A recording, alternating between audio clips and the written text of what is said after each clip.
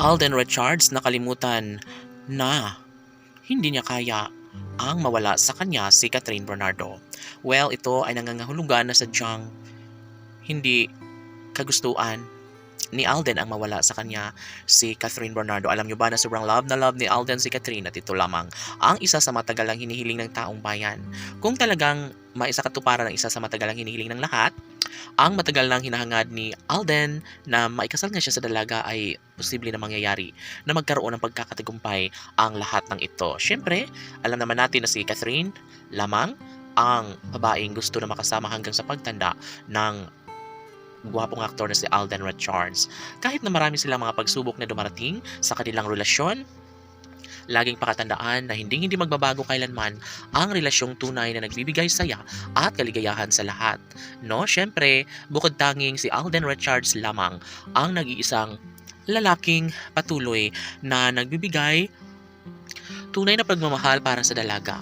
Kaya kahit ano pa ang mga sumpaan ng dalaga at binata, kung talagang papatunayan nila, kung talagang nanaisin nila na maisakatuparan ang lahat sa kanilang pagmamahalan, ay posibleng na mangyayari ito. Hindi ba't ito lang naman ang ninanais ng taong bayan na mabuo muli ang relasyong tunay na nagbibigay saya at kaligayahan sa lahat. Of course, mananatili sa puso ni Alden ang pag-ibig ni Catherine at laging nag-iisang pagmamahal ni Alden Richards si Catherine.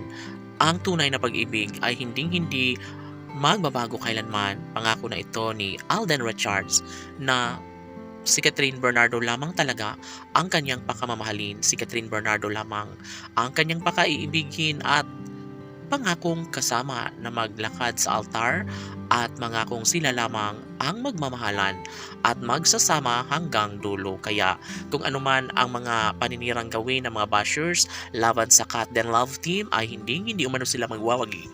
Dahil isa ito sa pinaka masayang pag-ibig na nagbibigay saya at kaligayahan sa lahat. Sa mga pagkakataong ito, iisa lamang ang kanilang mahangarin, ang lumigaya sa ngalan ng kanilang tunay at wagas sa pagmamahalan sa isa't isa.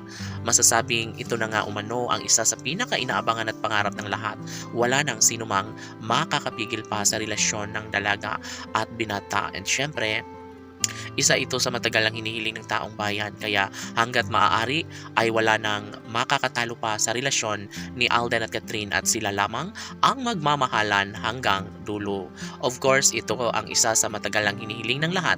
Iyon ay ang magkaroon ng habang buhay na pagmamahalan sa relasyong tunay na matagalang hinihiling ng taong bayan para sa pagkakatagumpay. Sana'y maikasal na si Alden at Catherine Bernardo. Laban!